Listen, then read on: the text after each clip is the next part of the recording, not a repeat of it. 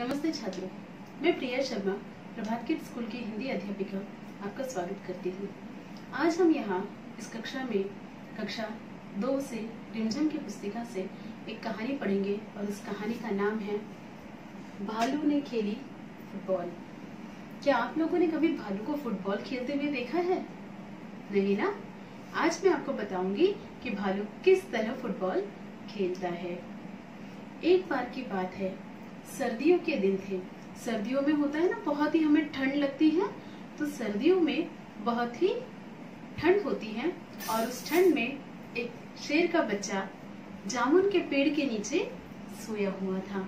अब जब हम एक बार सो जाते हैं तो हमें बहुत अच्छी नींद लग जाती है, तो उस शेर के छोटे से बच्चे को भी बहुत ही अच्छी नींद लग गई थी और वो जामुन के पेड़ के नीचे बहुत ही आराम से सो रहा था। अब वो इतना सिकुड़ गया था, जब हमें बहुत ज्यादा सर्दी लगती है तो हम इस तरह ओढ़ कर सोते हैं, है ना?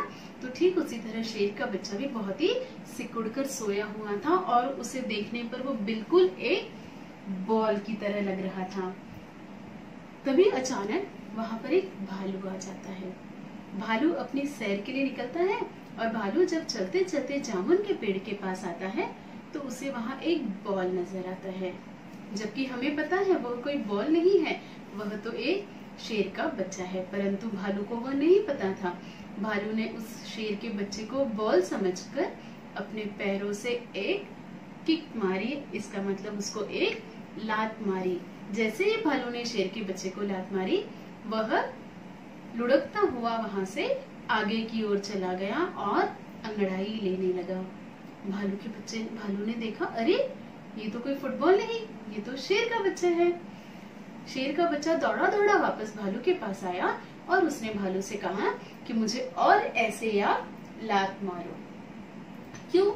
क्योंकि शेर को बड़ा मजा आ रहा था, उसे उस सर्दी के दिनों में खेलने में बड़ा मजा आ रहा था। तब भालू ने उसे फुर्ती से और एक लात मारी। फुर्ती से अर्थात जल्दी से उसे एक और बार लात से मारा, बिल्कुल गेंद की तरह, जिस तरह हम लोग फुटबॉल को किक करते हैं, ठीक उसी तरह से उसने भी उसे लात मारी। शेर के बच्चे को फिर मजा आने लगा। शेर का बच्चा तो भालू के पीछे ही पड़ गया, उसे बार बार लात मारने के लिए कहने लगा। भालू ने 1 बार 2 बार 3 बार 4 बार इस तरह करते करते उसे कुल 12 बार उसे अपनी लात से धक्का दिया और अंत में भालू ने 12वीं बार उसे इतनी जोर से धक्का दिया कि वो सीधा जाकर एक पेड़ को लपक गया। लपकना अर्थात पकड़ना। उस पेड़ को जाकर उसने पकड़ लिया। भालू दौड़ा दौड़ा गया और उसने उस शेर के बच्चे को देखा तो शेर का बच्चा पेड़ की डाल पर लटका हुआ था और डाल इतनी नाजुक थी कि वह शेर के छोटे से बच्चे के उस भार को भी संभाल नहीं पाई और शेर का डाल टूट गई और शेर का बच्चा नीचे गिरा। जैसे ही वो नीचे गिर रहा था, भालू ने झट से उसे लपक लिया, मतलब उसे पकड़ लिया।